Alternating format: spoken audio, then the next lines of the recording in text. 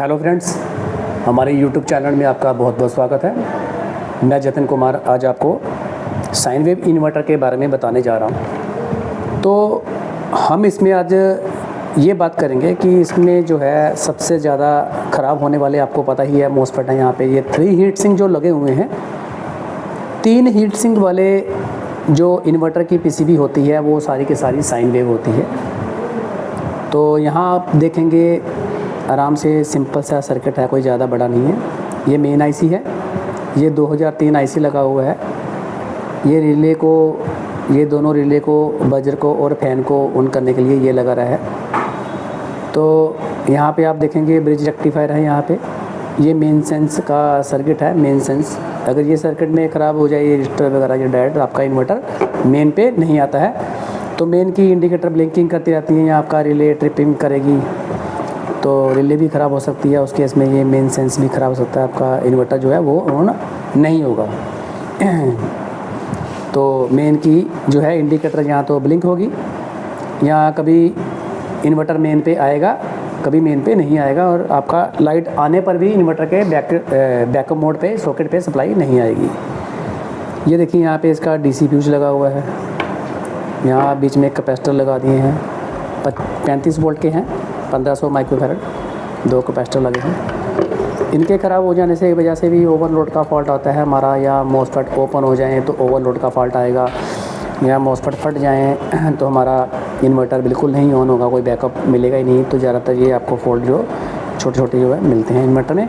कोई ज़्यादा बड़े फॉल्ट होते नहीं हैं, बहुत ही आसान है इन्वर्टर को रिपेयर करना। अगर कोई ये कहे आपको कि आप इन्वर्टर का कोर्स नहीं कर सकते या नहीं सीख सकते, थोड़ा टफ है, तो आप यहाँ हमारे पास आइए, कॉल कीजिए, हम आपको बिल्कुल ही तरीके से सिखाएंगे। फंडे होते हैं 2-4 इसमें, तो आप आराम से इसको फंडे बताऊंगा, आप रिपेयर कर सकते हैं किसी भी इन्वर्टर को, स्क्वायर वेव को, साइन वेव को। जैसे कोई भी पीसीबी है, सबके सर्किट डिटेल सेम होती है, लेकिन उसके पीसीबी का जो डिज़ाइन है वो थोड़ा आगे पीछे हो जाता है। कंपनी वाले डिज़ाइन में चेंजिंग करती है ताकि हमारा पीसीबी कोई आसानी से रिपेयर ना कर सके। अभी मोस्फेट यहाँ पे आप देख रहे हैं, मोस्फेट के पीछे ड्राइवर सेक्शन है। ये जो दोनों मोस्फेट्स हीट सिंक लगे हुए हैं, यहाँ के भी जो मोस्फेट लगे हुए हैं, यहाँ 2-2 लगे हुए हैं, 2 यहाँ पे, 2 यहाँ पे, तो ये ग्राउंड से लगा होता है। ये जो आप देख रहे हो फ्यूज ग्राउंड से है। तो यहाँ देखेंगे ये मोस्फेट है। मल्टीमीटर को सेट करेंगे तो मैं यहाँ पे चेक करूँगा।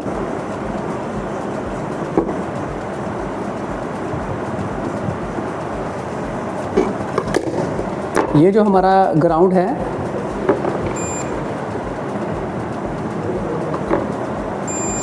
ये शंट रजिस्टर है। मोस्फेट का ये जो सोर्स है, देखिए ये ग्राउंड से जुड़ा हुआ है। देखिए ये ग्राउंड से जुड़ा हुआ है, ये मोस्फेट का सोर्स, और ये देखिए सोर्स सारे जुड़े हुए हैं इधर से, इसका सोर्स, इसका सोर्स। ये लो साइड के मोस्फेट हो गए। तो ये जो इस साइड के सिंगल हीट सिंक की तरफ जो मोस्फेट लगे होते हैं, 2 यहाँ लगे हुए हैं, 2 यहाँ अंदर की तरफ। ये देखिए 1 और 2 और 1 और 2, 4 हो गए इधर, 4 हो गए आपके इधर, 1 2 1 2।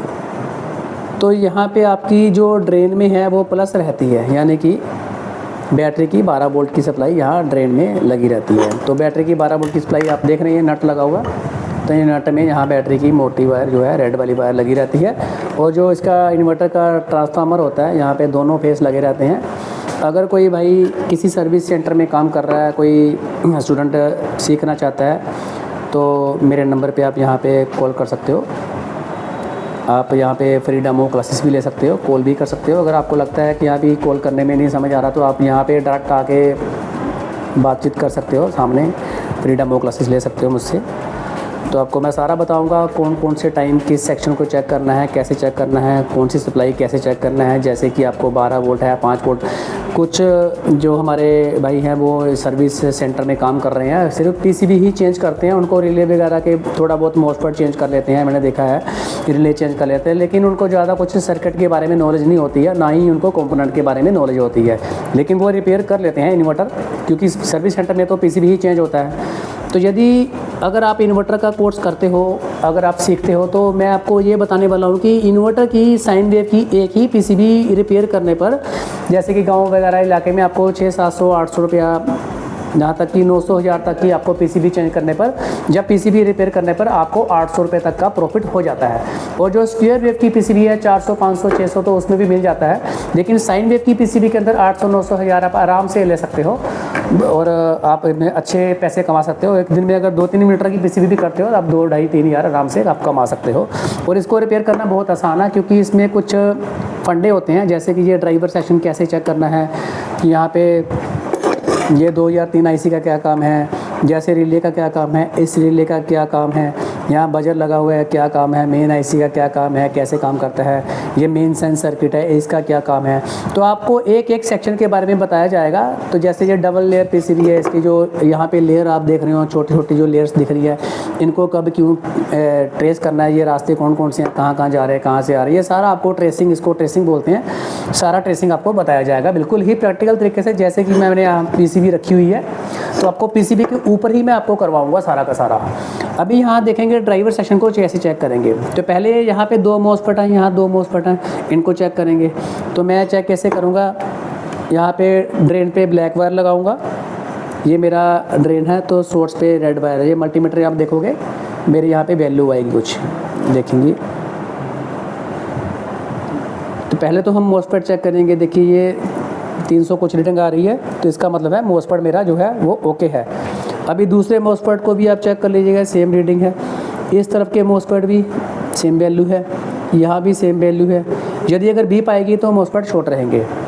तो यदि आप चाहें तो मॉसफेट बाहर निकाल के भी चेक कर सकते हैं, क्योंकि कई बार मॉसफेट ओपन हो जाता है तो बाहर निकाल के ही चेक होता है।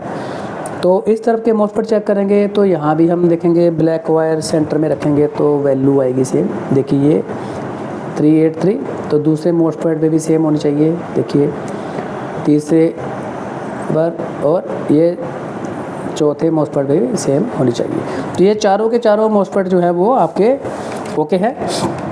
और इसमें अगर देखा जाए तो मॉसफेट के गेट में सबसे पहले आपको क्या चेक करना है, यदि मॉसफेट उड़ जाते हैं तो आपको क्या चेक करना है, फ्यूज रजिस्टर।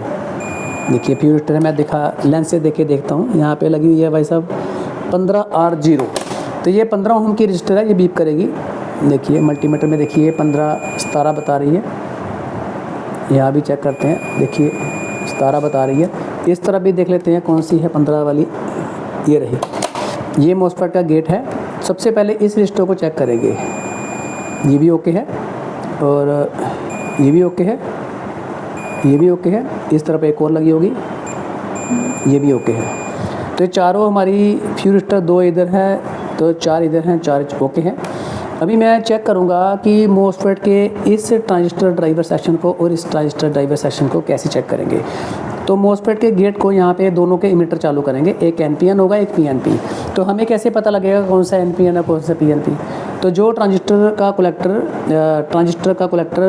ग्राउंड से बीप करेगा, ये हमारा ग्राउंड है, देखेंगे। देखिए ये कलेक्टर ग्राउंड से बीप कर रहा है, तो इसका मतलब ये पीएनपी है, ये एनपीएन है। तो देखेंगे दोनों के इमीटर कैसे पता लगेगा, यही एनपीएन है, ये इमीटर बोलेंगे आपस में, दोनों के मीटर बोले, इसका मतलब ये पीएनपी हुआ, हमारे ग्राउंड से पता लग गया। ये इसकी पहचान होती है, कुछ कॉमन टिप्स होते हैं। इसी प्रकार के टिप्स आपको मैं बताऊंगा कि आप आराम से चेक कर सकते हैं, क्योंकि ज़्यादातर ये विदाउट ट्रेसिंग ही आपको पता लग जाएगा, क्योंकि आपको पहले से ही सर्किट बता दिया जाएगा। आपको पहले से ही पता होना चाहिए क्या सर्किट काम करता है, कैसे उसके कनेक्शन होते हैं, तब आप किसी भी इन्वर्टर को इस प्रकार आराम से चेक कर पाएंगे और आराम से ठीक कर पाएंगे। बहुत ही आसान है। तो देखिए ये दोनों जो इमीटर हैं ये गेट को चालू करेंगे। देखिए ये गेट को चालू कर रहे हैं। अब यहाँ देखते हैं कौन से इमीटर बोल रहे हैं, ये दोनों इमीटर हैं। यहाँ देखेंगे कौन सा पीएनपी है, ग्राउंड से कौन बोल रहा है।